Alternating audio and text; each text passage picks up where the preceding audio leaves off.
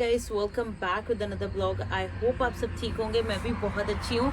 और आज हम बात करने वाले हैं, जैसे आपको पता है कि कल हमने न्यू ब्रंसविक के एक प्रोग्राम के बारे में बात करी थी, PNP programme which was the express entry PNP programme, right. तो मैंने आपको ये भी बोला था कि आगे हम वीडियो बनाएंगे जिसमें हम बात करेंगे हमारा स्किल्ड वर्कर प्रोग्राम और क्रिटिकल और व्हाटएवर, राइट। एक और प्रोविंस मैंने आपको बोला था कि उसके बारे में भी हम शेयर करेंगे, बट इस वीडियो में हम न्यू ब्रंसविक के ही एक और प्रोग्राम के बारे में बात करेंगे जिसका नाम है स्किल्ड वर्कर प्रोग्राम। इसमें भी बहुत सारे चेंजेस हुए हैं, जैसे मैंने आपके साथ एक्सप्रेस एंट्री वाले चेंजेस शेयर करे हैं, वैसे ही मैं आपको इसमें भी बताऊंगी कि क्या क्या चेंजेस हुए हैं, तो क्या क्या रिक्वायरमेंट्स है। वैसे तो जैसे आप सबको पता है कि जो स्किल्ड वर्कर वाले प्रोग्राम होते हैं उनमें ज़्यादातर आपको 6 मंथ का एक्सपीरियंस चाहिए होता है, राइट।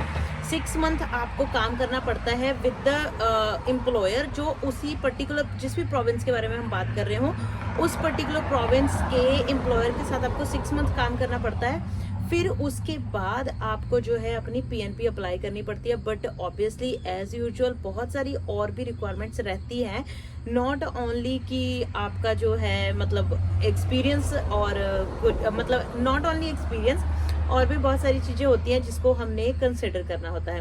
तो बस वही आज इस वीडियो में वही बात करेंगे कि क्या क्या रिक्वायरमेंट्स हैं, कौन कौन अप्लाई कर सकता है, क्या कितना सीएलबी चाहिए, एक्सपीरियंस कितना चाहिए, एम्प्लॉयर्स की अगर कोई रिक्वायरमेंट है तो वो क्या है, आपकी और कौन सी रिक्वायरमेंट्स है, वो सारी चीज़ों के बारे में बात करेंगे। तो चलिए जी, without wasting any more time फटाफट से वीडियो को शुरू करते हैं।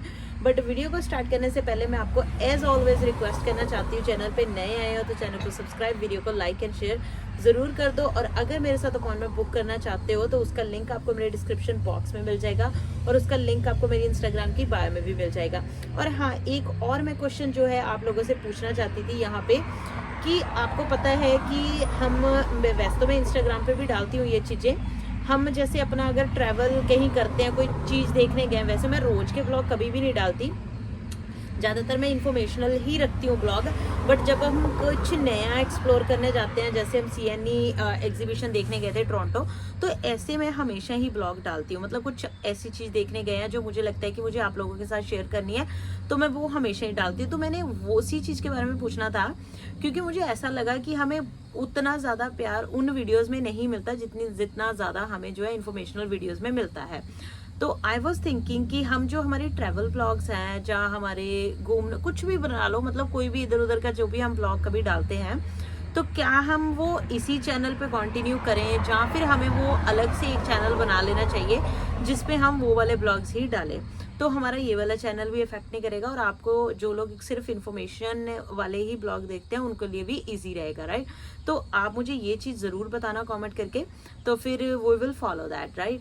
तो अब चलिए जी, without wasting any more time फटाफट से अपनी स्क्रीन की तरफ स्विच करते हैं, और मैं आपको दिखाती हूँ कि कौन कौन सी ऐसी रिक्वायरमेंट्स हैं जो आपको चाहिए टू फुलफिल इस प्रोग्राम के लिए एलिजिबल होने के लिए, मतलब। तो चलिए जी, स्क्रीन पे स्विच करते हैं। तो जैसे हमने येस्टरडे किया था, सबसे पहले आपने सर्च करना है New Brunswick PNP programme Google पे, ठीक है। उसके बाद ये जो सेकंड वाला लिंक है इस पर हमने कर देना है क्लिक, नीचे चले जाना है। हम आज बात कर रहे हैं स्किल्ड वर्कर स्ट्रीम के बारे में। कल हमने ये एक्सप्रेस एंट्री ई जो लिखा हुआ है इसके बारे में बात करी थी, आज हमने स्किल्ड वर्कर स्ट्रीम के बारे में बात करनी है। स्किल्ड वर्कर स्ट्रीम के ऊपर हम आ चुके हैं। अब यहाँ पे एक इम्पॉर्टेंट चीज़ मैं आपको बता देती हूँ, दो ऐसे जो चेंजेस किए हैं, दो ऐसे नॉक कोड्स हैं, अगर उनमें आपको जॉब मिलती है तो आप एलिजिबल नहीं होंगे, ठीक है। This programme will also help New Brunswick employers unable to fill job vacancies with Canadian citizen और permanent resident, recruit foreign national and international graduates whose skills are needed in the province, ठीक है। और उसके बाद चलो ये तो छोड़ो, ये तो आपको पता ही है। अब यहाँ पे आ जाते हैं जो मैं आपको दो नॉक कोड के बारे में बात कर रही हूँ।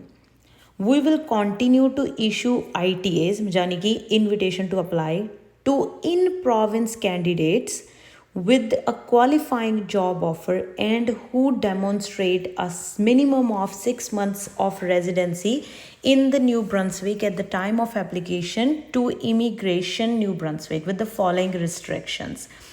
इन province में जो न्यू ब्रंसविक की province में candidates रहते हैं उनको हम we will continue to issue ITAs, मतलब उनको हम कॉन्टिन्यू करेंगे ITAs इशू, मतलब कॉन्टिन्यू रखेंगे ITAs इशू करेंगे, राइट।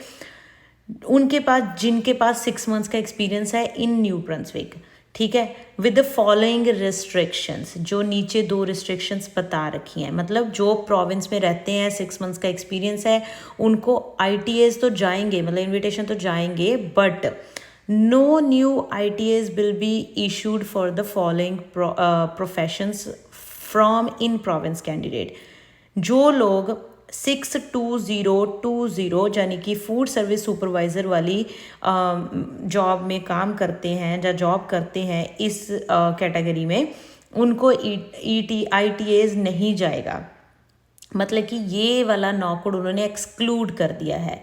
उसके बाद आता है 65201 जो कि food counter attendant, kitchen helpers, related sport occupations, इन लोगों को भी इनविटेशन नहीं जाएगा। अगर आप इन 2 नॉकआउट में फॉल करते हो, चाहे आपके पास 6 मंथ्स का एक्सपीरियंस है भी न्यू ब्रंसविक का, तब भी आपको इनविटेशन नहीं जाएगा। So keep that in mind, ये 2 नॉकआउट में जॉब मत करो, नहीं तो नहीं जाएगा।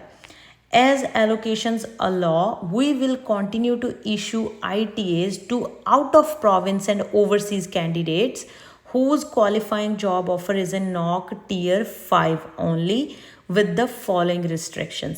अब जो लोग आउट ऑफ प्रोविंस से, मतलब कि जो लोग न्यू ब्रंसविक में नहीं हैं और जो लोग ओवरसीज़ हैं, मतलब इंडिया, पाकिस्तान, सारी कंट्रीज़ आ जाती हैं ओवरसीज़ में, candidate whose applying job offer is in NOC Tier 5 only, उनकी अगर जो जॉब ऑफर NOC Tier 5 में है, उनको इन्विटेशंस जाएंगे, but with the same restrictions, no new ETAs will be issued for the following professions from out of province and overseas candidate in NOC Tier 5।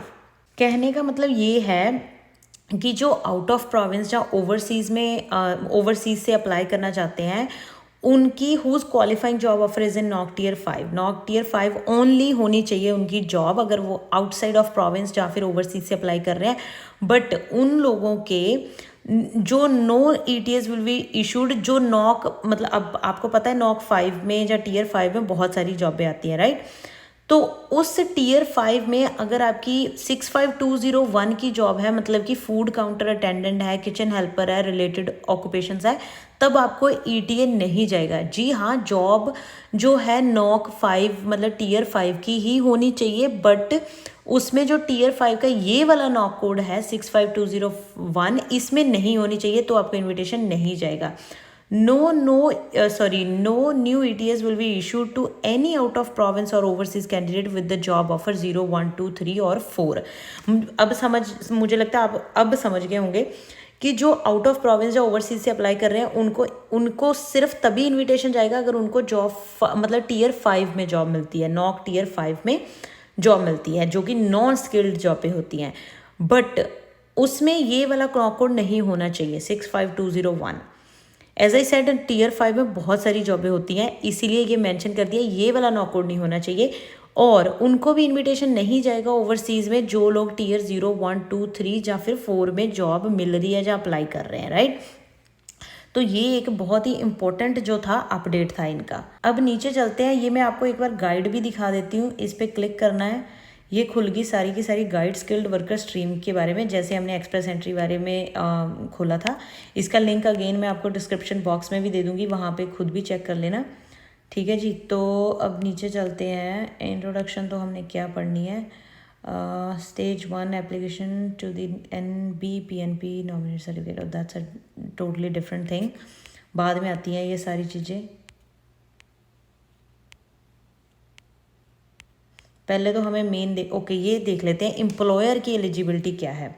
आपको आपकी eligibility तो पता चल गई, बेसिकली आपकी जॉब उन 2 नॉक कोड में नहीं होनी चाहिए और आपको 6 मंथ एक ही एम्प्लॉयर के साथ काम करना है। अब एम्प्लॉयर की जो रिक्वायरमेंट्स है वो चेक कर लेते हैं, वो बहुत इंपॉर्टेंट है। Have an established place of business defined as a physical structure that owned or leased by the employer, located within the New Brunswick, has both street and mailing address in the New Brunswick. Open for business is staffed during regular business hours by 1 or more person employed on a permanent basis. Clear signage representing the business, telephone service in the business. Have been continuous active operation in New Brunswick for at least 2 years। 2 साल पुराना business होना चाहिए। उनका mailing address और residential address, I mean not residential, business address New Brunswick का होना चाहिए। Owned और लीज्ड बाय द एम्प्लॉयर होना चाहिए। एम्प्लॉयर का नाम होना चाहिए उसमें। Be in a good standing with the provincial or federal legislation governing employment standard and occupational health and safety।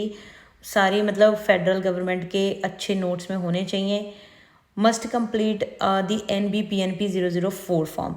जैसे मैं आपको हमेशा ही बताती हूँ कि आपको एक एम्प्लॉयर से फॉर्म फिल कराना पड़ता है। PI के केस में वो फॉर्म का नाम रहता है एम्प्लॉयर फॉर्म। इसमें NBPNP 004 फॉर्म है। ये आपको अपने एम्प्लॉयर से फुल मतलब फिल करवाना है, ठीक है। उसके बाद along with the requirement above employers intend to support candidate under NOC 73300। ये इसमें ट्रांसपोर्टेशन वाले आते हैं, ये अलग चीज़ है, ठीक है जी। इसके लिए अलग ही वीडियो बनाएंगे अगर किसी का कमेंट आया तो, क्योंकि इसमें बहुत ज़्यादा लोग नहीं हैं, इसमें बहुत कम ही लोग आते हैं, ठीक है। उसके बाद नीचे चले जाते हैं। मिनिमम ऑफ 2 एडवर्टीजमेंट और recruitment method should be use. ये तो उन लोगों के लिए आता है जो लोग आउटसाइड कनाडा से अप्लाई कर रहे हैं, मतलब जिनको LMIA चाहिए होती है, अगर उन्हें ओवरसीज़ वर्कर हायर करना है तो, ठीक है जी। अब नीचे चले जाते हैं। हाँ, ये तो सारी अब आ गई कैंडिडेट की एलिजिबिलिटी, यानी कि आपकी सबसे पहला वही चीज़ मेन चीज़। हाँ, सबसे पहले मेन चीज़ की बात करते हैं। जैसे मैंने आपको एक्सप्रेस एंट्री में बताया था कि उसमें आपके 67 पॉइंट्स बनने चाहिए out of 100।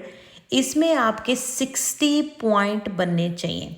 Failure to meet the candidate eligibility requirement and score a minimum of 60 point in the selection factor will result in the refusal of your application.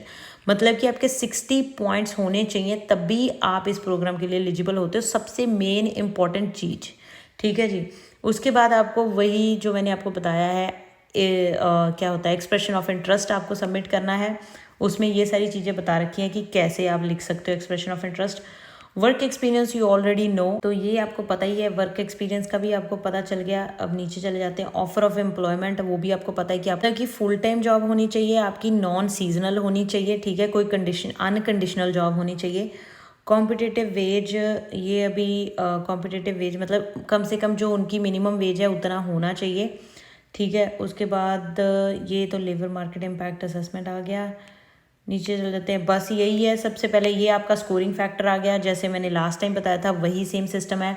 Minimum of 60 out of 100 points होने चाहिए। इसमें आप खुद ही check कर लेना कि आपके कितने बन रहे हैं। ऑफिशियल लैंग्वेज के आपके हाँ CLB 7 प्लस होंगे तो 6 ईच मिल जाएंगे, तो मैक्सिमम पॉइंट मिल जाएंगे बेसिकली। मतलब 6 ईच अगर बैंड होंगे तो उसको CLB 7 नहीं बोलते हैं, ठीक है। उसके बाद नीचे ये सारे मतलब आप खुद ही कैलकुलेट कर सकते हो जितने भी आपके पॉइंट बन रहे हैं। एजुकेशन तो आपको अगर बाहर से स्टडी करी है कहीं से तो ECA करवानी पड़ेगी, वैसे करवा सकते हो ECA। ये आपके एजुकेशन के मैक्सिमम पॉइंट आपको 20 मिल सकते हैं, ठीक है। ये हो गया आपके वर्क एक्सपीरियंस के पॉइंट्स, ठीक है जी। उसके बाद नीचे ये 1 ईयर का एक्सपीरियंस अगर पूरा कर दिया है तो 5 पॉइंट्स, 8 पॉइंट्स, तो वो सारी चीज़ें आप खुद ही मतलब चेक कर लेना आपके कितने टोटल पॉइंट बन रहे हैं, ठीक है जी। अडेप्टेबिलिटी के पॉइंट्स, मतलब सारा सिस्टम वही है, सेम है, बस आपको इसमें 60 चाहिए, उसमें 67 चाहिए थी। एप्लीकेशन प्रोसेस बता दिया है। You accept a genuine offer of full time non seasonal employment. उसके बाद रेडीनेस, तो बस ये सारा प्रोसेस बता दिया आपने कैसे कैसे अप्लाई करना है, ठीक है जी। और उसके बाद बस यही था। पता चल गया आपको स्किल्ड वर्कर के भी मतलब क्या रिक्वायरमेंट्स हैं, और एक्सप्रेस की भी आपको पता चल गई।